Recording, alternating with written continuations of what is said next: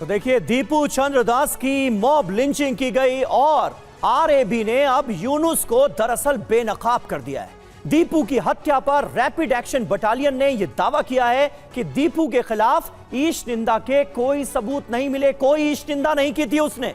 कोई नहीं कह सकता कि उसने किसी धर्म का अपमान किया और यही आरोप लगाकर इस शख्स की जान ले ली गई।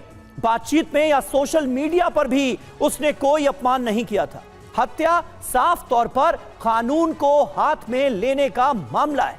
ऐसे आरोप लगाकर किसी को मार देना सही नहीं होगा। लेकिन अभी जो माहौल है बांग्लादेश के अंदर, उसके अंदर जिहादियों के लिए यह सबसे आसान रास्ता है। दीपू को फैक्ट्री से इस्तीफे के लिए भी मजबूर किया गया। पायनियर फैक्ट्री के बाहर जमा लोगों ने मजबूर किया। हत्या के मामले में 10 लोगों को गिरफ्तार किया गया है।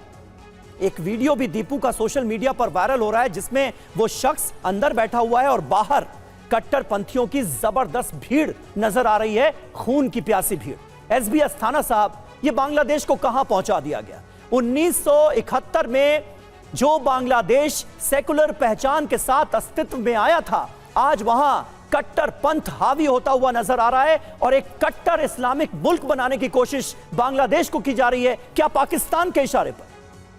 बिल्कुल। अभी बांग्लादेश का जिसे बोलते हैं पाकिस्तानाइजेशन हो रहा है, यानी कि उसको एक कट्टरपंथी इस्लामिक देश बनाने की कोशिश की जा रही है। और इस कोशिश को अगर आप देखें तो मोहम्मद यूनुस को किसी ना किसी मकसद से वहाँ लाया गया है। जो वहाँ पर प्रोटेस्ट हुए उसके पीछे भी कोई ना कोई था, उसका भी कोई ना कोई मकसद था। और इसी को अगर आप इतिहास के पन्नों में जाके देखें, किसी ज़माने में जब भारत का पार्टीशन किया गया तो कोशिश ये की गई थी कि भारत के लेफ़्ट और राइट दोनों तरफ एक ऐसे देश बनाए जाएं जिसकी कमान वेस्ट के हाथ में हो और वो भारत को कंट्रोल कर पाएं। और 1971 में भारत ने जो एक सेक्युलर बांग्लादेश को आज़ाद कराया और शेख मुजीबुर रहमान ने और वहाँ के उस समय के लोगों ने जो अत्याचार उनके ऊपर हो रहे थे उससे लड़ के अपने देश को आज़ाद किया था और एक सेक्युलर देश बनाया था। लेकिन वो किसी को रास नहीं आया और मुझे लग रहा है कि अब एक कोशिश की जा रही है कि प्री-71 स्टेज पर इस साउथ एशिया को लाया जाए।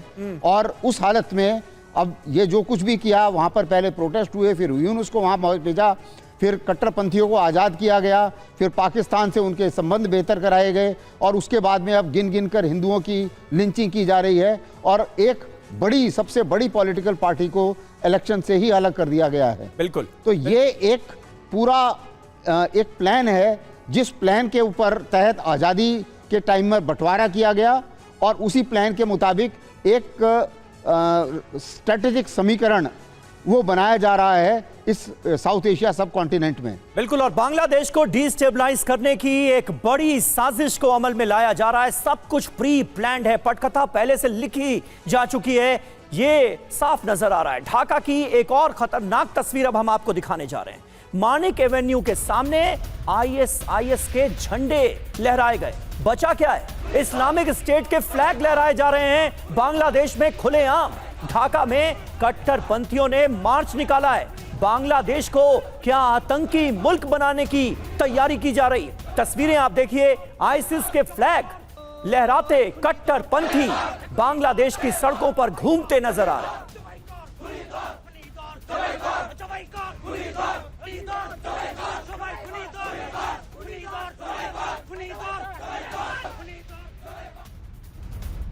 और बड़ी खबर आपको बताते हैं, उस्मान हादी के जनाजे में आई भीड़ ने बवाल मचा दिया। ढाका में अल कायदा समर्थकों ने मार्च निकाला।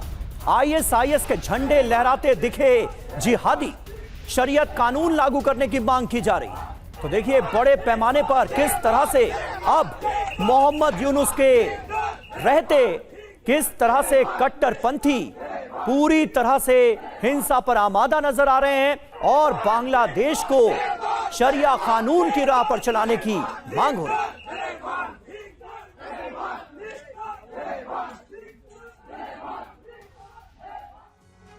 तो सबसे बड़ा सवाल तो यह है कि यह सब कुछ हो रहा है और सरकार क्या कर रही है। जिहादियों को यूनुस सरकार में खुली छूट दे दी गई। ढाका में फिर धान मंडी पर कट्टरपंथियों ने हमला किया। धान मंडी इलाका कट्टरपंथियों के बड़े निशाने पर है, क्योंकि ये शेख मुजीबुर रहमान का इलाका था।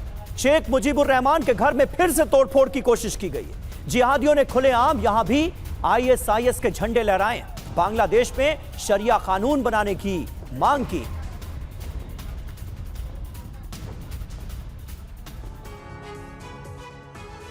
तो क्या कट्टर इस्लामिक राष्ट्र बनेगा बांग्लादेश? संसद पर हमला किया गया है, आईएसआईएस का झंडा लहराया गया है। लाखों समर्थक संसद पर जुटे। हादी के शव को दफनाने के दौरान भीड़ बेकाबू होती हुई नजर आई। आईएसआईएस का झंडा लहराया गया। हिंसा के दौरान बार बार लहराए गए जनाजे के साथ आईएसआईएस के फ्लैग। सड़कों पर सरेआम नारेबाजी हुई। हिंदू महिलाओं को धमकी दी गई। यानी कुल मिलाकर शरिया कानून को जल्द से जल्द अमल में लाया जाए। अब कट्टरपंथी ये डिमांड करते हुए बांग्लादेश के अंदर नजर आ रहे हैं। मुल्क का जो सेकुलर कैरेक्टर था उस पर चोट पहुंचाने की कोशिश सीधे तौर पर नजर आ रही है।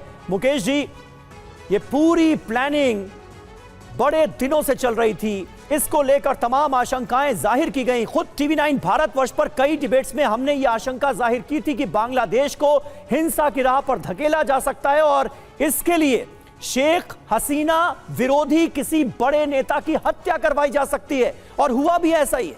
क्या प्लानिंग आपको नजर आती है? आप क्या देख पा रहे हैं बांग्लादेश की इस दुर्दशा में? बांग्लादेश में जो कुछ हो रहा है बहुत बड़ा प्लॉट है, और ये प्लॉट नेशनल भी है और इंटरनेशनल भी है। इसके बहुत बड़े पहलू हैं। वो ये कि हिंदुओं को निशाना बनाना उनका मकसद सिर्फ हिंदू या माइनॉरिटी को निशाना बनाना मकसद नहीं है। वो हिंदुस्तान को प्रवोक करना चाहते हैं। ये एंटी इंडिया सेंटिमेंट भड़काना चाहते हैं। और हादी की हत्या के बाद जिस तरह से इस पूरी घटना को रॉ का एंगल दिया गया है कि रॉ के एजेंट इसके पीछे हैं। अब देखिए, जिन जिन लोगों पर हमले हुए हैं, जैसे कि दीपू चंद दास, वो एक फैक्ट्री वर्कर है। एक रिक्शा वाला, वो एक बहुत गरीब वर्कर है लेकिन उसके हाथ पे कलावा बंधा हुआ है। प्रशांत, जो एक पत्रकार है। मतलब उन्होंने रैंडमली ऐसे हिंदुओं को चुना है कि पूरी एक कौम को ऐसा लगे कि पूरी हिंदुस्तान, हिंदुओं को जो हमला करके वो हिंदुस्तान को पूरी तरह से प्रवोक कर सकें। और इसमें यूनुस सरकार पूरा साथ दे रही है। पाकिस्तान के कठपुतली बन गए हैं यूनुस, और उन्होंने आईएसआई को और पाकिस्तान के पूरे प्लॉट को यहाँ पर पैन आउट होने दिया है। मुझे लगता है कि अब भारत की तरफ से सॉफ्ट के बजाय कुछ हार्ड डिप्लोमेटिक कदम उठाने का वक्त आ गया है। आपने देखा होगा अभी संसद में हमारी विदेश मंत्रालय की स्थायी समिति की रिपोर्ट भी आई, जिसमें ये चिंता जाहिर की गई कि बांग्लादेश में हम जो एंटी इंडिया नैरेटिव है उसको कैसे बदलें, और हिंदुओं पर जो अटैक हो रहा है उसके डायमेंशन को किस तरह से समझें। बिल्कुल मजरूल साहब, मुकेश जी जो बात कह रहे हैं कि आप उससे इत्तेफाक रखते हैं। जानबूझकर अल्पसंख्यकों को, हिंदुओं को जिस तरह से बांग्लादेश के अंदर निशाना बनाया जा रहा है, उसके पीछे भी एक बड़ा मोटिव क्या यही नजर आता है कि एंटी इंडिया नैरेटिव को किसी तरह से तूल दिया जा सके और भारत के साथ जो बचे कुचे रिश्ते हैं उनको भी खत्म करवा दिया जाए? ये मेरा सोच है कि this is for a time being. Okay, ये इलेक्शन, ये soft corner, international soft corner, international attention draw करने के इश्यूज है। अगर ठीक ठाक एक इलेक्शन हो जाता है, ये जो टेंशंस है, ये जो दूरियां है तो फ्रेंडली कंट्रीज के बीचों में सॉल्व हो जाएगा इंशाल्लाह। लेकिन सर ऐसे माहौल में कैसे फेयर इलेक्शन होंगे? सवाल तो ये भी है। We are expecting, we are hoping for that, let it be done ना, ये हो जाए। और दूसरी बात ये है कि देखिए, हिंदुस्तान पे बहुत सारे लोग मरते हैं, हिंदू उनमें से ज्यादा हिंदू होते हैं, मुस्लिम का मत है ड्यू टू माइनॉरिटी। और जब दो मुस्लिम के ऊपर कुछ घट जाता है, वो इवेंट इशू बन जाता है due to their minority. In Bangladesh the same thing is happening due to the majority are killed after 5th of August 2024. Majority were killed, they were Muslims. In Muslims country, majority Muslims were killed. And such incidents, we never expect such incidents that any person, any man, any ठीक है, यानी human आप ये कह रहे हैं कि हिंसा पर or आमादा killed जो or- भीड़ है वो हिंदुओं को भी निशाना बना रही है, और शेख हसीना की पार्टी से जुड़े या उनके समर्थकों की बात कर ली जाए, भले ही वो मुसलमान क्यों ना हो, उनको भी निशाना बनाया जा रहा वो है। भी छोड़िए ना। ठीक है। 1971 पे जो 1971 पे जो फ्रीडम फाइटर्स थे, उनके गले पे जूते की माला चढ़ाया जाता है ना। ठीक है, अब देखिए, ठीक है, यानी पूरी तरह से अराजकता जो है वो हावी नजर आ रही है।